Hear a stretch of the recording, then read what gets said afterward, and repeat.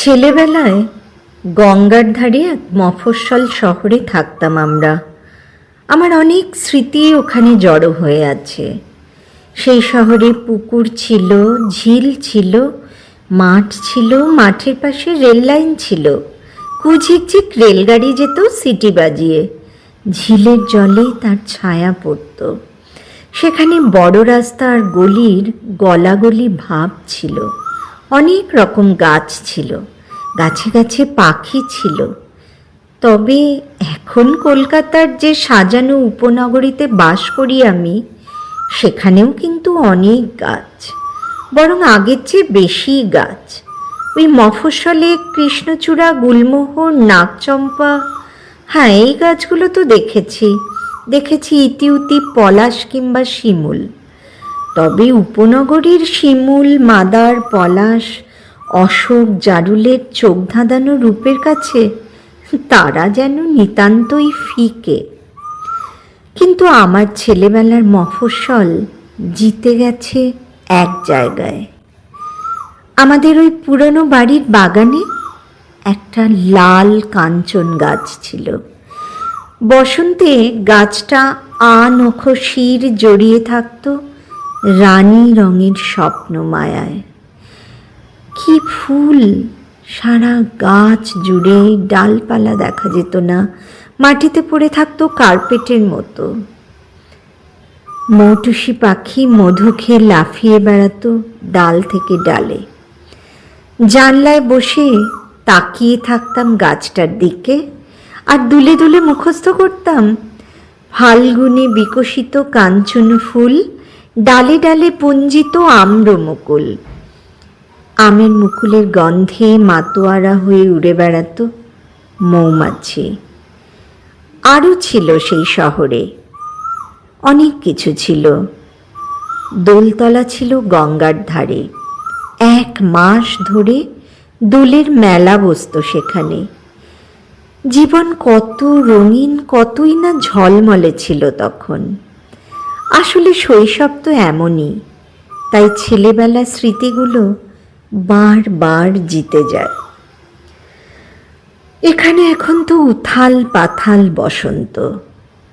ফাল্গুন সদ্য বিগত, চৈত্র এসেছে, কিন্তু ফাগুনের আগুন চৈত্রের হাওয়ায় মাখামাখি হয়ে মদিরতা আরও বাড়িয়ে তুলেছে যেন।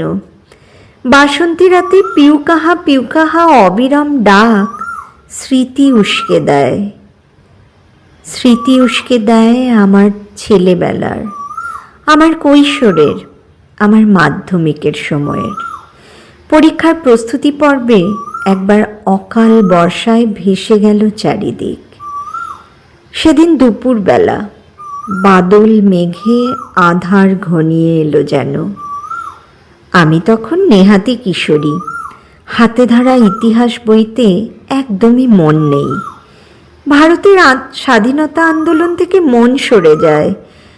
কোথায় উড়ে যায় মন? কল্পনা তীব্র গতিতে উড়াল দেয় সেই তুঙ্গভদ্রার তীরে, যেখানে তখন রাজকন্যা বিদ্যুন্মালার সঙ্গে মন দেওয়া নেওয়া চলছে সাধারণ নাগরিক অর্জুনের। সেই সময় আমাদের বাড়ির বাগানের বড় আম গাছটার ঘন পাতার আড়াল থেকে মুহুর্মুহু ভেসে আসতে থাকে কোকিলের সুতীক্ষ্ণ ডাক। হয়তো সে সৃষ্টিকর্তার কাছে এই অকাল বর্ষণের জন্য নালিশ জানাচ্ছিল। কিন্তু সেই পাগলা কোকিল, সেই মূর্খ কোকিল কি জানতে পারল আদৌ যে সে চিরকালের জন্য এক কিশোরীর স্মৃতিতে বাধা পড়ে গেল এইভাবেই? এখনো কোকিলের ডাক শুনি চারিদিকে। কোকিলের ডাক কখনো তীব্র, কখনো মৃদু। দূর থেকে ভেসে আসে চাঁদনি রাতে। দূরে একটা প্লেন চলে যায়, দপদপ করতে থাকে পেছনের লাল আলোটা। কত জন্মের স্মৃতির মতো দক্ষিণা বাতাস চুল ছুঁয়ে যায়। এরকমই শিমুল ঝরা, কোকিল ডাকা বসন্ত হয়তো ঘুরে আসবে বারে বারে। আমি আর থাকব না, কিন্তু কোনো কিশোরী, কোনো তরুণী অথবা আবহমান কৈশোরকে বুকে বয়ে চলা কোনো মধ্য যৌবনা এই আমারই মতো? এরকমই কোনো চাঁদের আলোয় ভেসে যাওয়া চৈতি রাতে দক্ষিণের বারান্দায় দাঁড়িয়ে বসন্তের স্পর্শ মেখে নেবে সারা গায়ে। তার ক্ষণিক বসন্ত যাপনে মিশে যাবে চিরন্তনের রাগিনী। এখন চৈত্রের উদাসী হাওয়া সব কিছু বড় এলোমেলো করে দেয়। হাহা হাওয়ায় যেমন পাতারা ঝরে যায় অবিরল, সেরকম মনও উথাল পাথাল। ঝরে যাওয়া পাতারা ঘূর্ণি হয়ে ঘোরে হাওয়ার টানে, ঘুরতে ঘুরতে ঘুরতে নিচে পড়ে। তারপর বসুন্ধরা তার ঠান্ডা আঁচল বিছিয়ে ডেকে নেন তাদের। ক্লান্ত হয়ে পাতারা ঘুমিয়ে পড়ে মাটির বুকে, স্তরে স্তরে জমে নরম গালিচা তৈরি করে।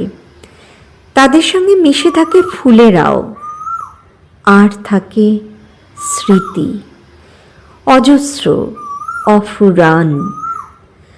হাজার বছরের ক্লান্তি নিয়ে আমিও পথ হাঁটছি, হেঁটেই চলেছি। এই হাওয়া আমার মন কেমন, আমার উদাসীনতা সব কিছুকে ছুঁয়ে ছেনে দেখে, ওলট পালট করে দেয়। তারপর রেখে দেয় মনের ঘরে একটা ছোট্ট কৌটোয়। ব্যস্ত রাজপথ, ব্যস্ত বাসস্ট্যান্ড, ব্যস্ত দোকানপাট, অবিরাম বিকিকিনি চলছে সেখানে। এর মধ্যেই শিমুল ঝরছে, ঝরেই চলেছে। কর্মক্ষেত্র থেকে ফেরার পথে এই দৃশ্য প্রতিদিনের। লাল আগুনের শিখা রাজপথে পিষ্ট, পদদলিত, অবহেলিত। কেউ তাকিয়েও দেখছে না, সবাই ব্যস্ত। পাশ দিয়ে জনস্রোত বয়ে চলেছে। কেউ কেউ ভীষণ ব্যস্ত, কেউ ততটাও নয়। কেউ আলো আলো মুখে পথ হাঁটে, কেউ ব্যথিত, কারো বা মুখমণ্ডলে গভীর বিষাদ। শিমুলেরও কিছু যায় আসে না, কারোর জন্যই থেমে থাকে না তার ফোঁটা কিংবা ঝরে যাওয়া। একই পৃথিবীতে বয়ে চলেছে দুই পরস্পর উদাসীন জীবন স্রোত, আবহমান।